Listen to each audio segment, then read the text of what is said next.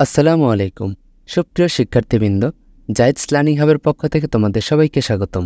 নবম শ্রেণীর ইতিহাস ও সামাজিক বিজ্ঞানের বার্ষিক পরীক্ষার প্রস্তুতির শিখন অভিজ্ঞতা ৯ তথা মিলেমিশে নিরাপদে বসবাস এই টপিক থেকে চূড়ান্ত প্রস্তুতিমূলক কিছু গুরুত্বপূর্ণ প্রশ্ন নিয়ে আলোচনা করব। সম্পূর্ণ ভিডিও ক্লাসটি মনোযোগ সহকারে দেখার চেষ্টা করো এবং এই ভিডিওটি তোমার বন্ধুদের সাথে শেয়ার করে তাকেও তার বার্ষিক পরীক্ষার প্রস্তুতি নিতে সহযোগিতা করতে পারো। আর আমাদের চ্যানেলে যদি নতুন হয়ে থাকো তাহলে চ্যানেলটি সাবস্ক্রাইব করে পাশের বেল আইকনটি বাজিয়ে দাও যেন পরবর্তীতে এই ধরনের গুরুত্বপূর্ণ ভিডিও ক্লাসগুলো সবার আগেই তোমার কাছে পৌঁছে যায়। তাহলে চলো আজকের ভিডিও ক্লাসটি শুরু করা যাক। প্রথমে রয়েছে ক বিভাগ তথা নৈর্ব্যক্তিক অভিক্ষা, যেখানে বহু নির্বাচনী প্রশ্ন ও এক কথায় উত্তর লিখতে বলা হয়।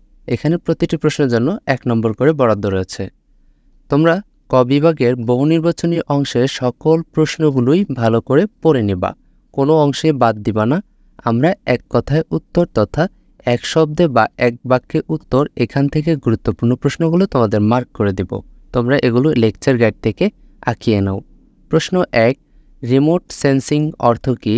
প্রশ্ন 2, জিআইএস এর পূর্ণরূপ কী?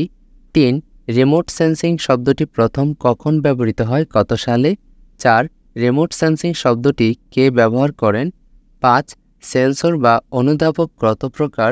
8, কত সালে প্রথম কৃত্রিম উপগ্রহ উৎক্ষেপণ করা হয়? 10, বাংলাদেশ প্রথম স্যাটেলাইট উৎক্ষেপণ করে কত সালে? 11, বাংলাদেশের প্রথম স্যাটেলাইটের নাম কি? 14, কোন সফটওয়্যার তৈরির মাধ্যমে জিআইএস এর বাণিজ্যিকরণ শুরু হয়? 16, সারা পৃথিবীর মোট চারণভূমির কত শতাংশ এশিয়াতে অবস্থিত? 17, বাংলাদেশে কত সালে প্রথম আদমশুমারি হয়? এ পর্যায়ে আমরা খ বিভাগ থেকে সংক্ষিপ্ত গুরুত্বপূর্ণ প্রশ্নগুলো দেখে নিব। এখানে প্রতিটি প্রশ্নের জন্য 2 মার্ক করে রয়েছে। প্রথম প্রশ্ন 2, সেন্সর কাকে বলে? 7, জিআইএস প্রযুক্তির কম্পিউটার নির্ভর দৃষ্টিভঙ্গি লেখো। 8, বায়োফিজিক্যাল উৎপাদন কাকে বলে? 11, স্পেস এক্স কি? 12, হার্ডওয়্যার কি? 18, ভূমির অবক্ষয় কাকে বলে? 19, কৃত্রিম উপগ্রহ কি? 20, আদমশুমারি কাকে বলা হয়? এ পর্যায়ে আমরা গ বিভাগ তথা রচনামূলক প্রশ্নোত্তর দৃশ্যপটবিহীন থেকে গুরুত্বপূর্ণ প্রশ্নগুলো দেখে নিব। এখানে প্রতিটি প্রশ্নের জন্য 5 মার্ক করে রয়েছে। প্রথম প্রশ্ন, জিআইএস কি কি কাজে ব্যবহৃত হয় বর্ণনা করো। প্রশ্ন নম্বর 5, ভূমি ব্যবহার ও আচ্ছাদনে অর্থনৈতিক ও প্রযুক্তিগত কারণ ব্যাখ্যা করো। প্রশ্ন নম্বর 8, পৃথিবীতে ভূমি রূপান্তরের ক্ষেত্রে কৃষিকাজের গুরুত্ব ব্যাখ্যা করো।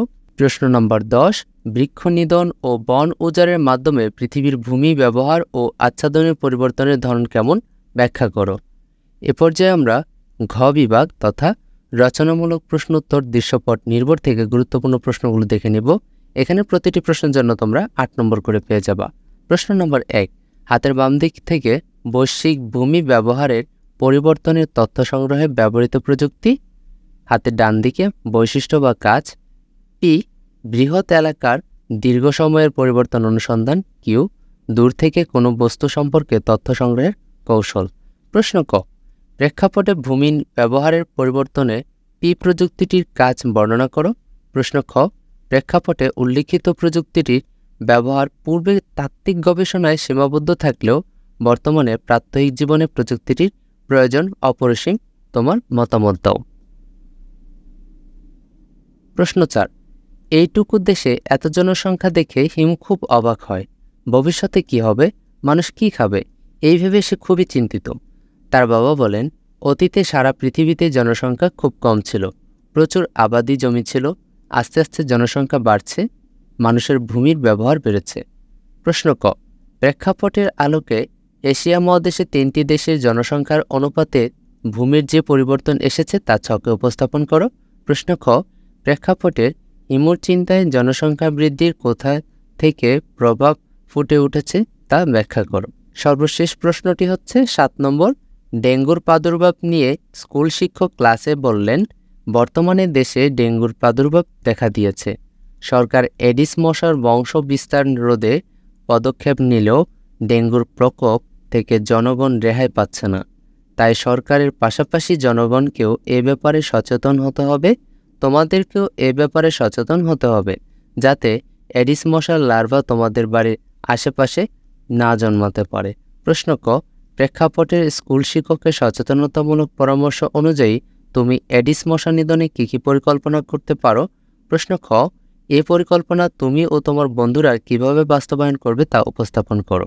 সুপ্রিয় শিক্ষার্থীবৃন্দ, সম্পূর্ণ ভিডিও ক্লাসটি মনোযোগ সহকারে দেখার জন্য অসংখ্য ধন্যবাদ। আজকের এই ভিডিও ক্লাসটিতে দেখানো তোমাদের গুরুত্বপূর্ণ প্রশ্নগুলো নিয়মিত প্র্যাকটিস করার মাধ্যমে তোমরা তোমাদের পরীক্ষাতে কমন পেয়ে যাবে ইনশাআল্লাহ। পরবর্তী সেশনে তোমাদের সাথে নতুন টপিক নিয়ে আবারও কথা হবে। সে পর্যন্ত সবাই ভালো থাকো, সুস্থ থাকো। আল্লাহ হাফেজ।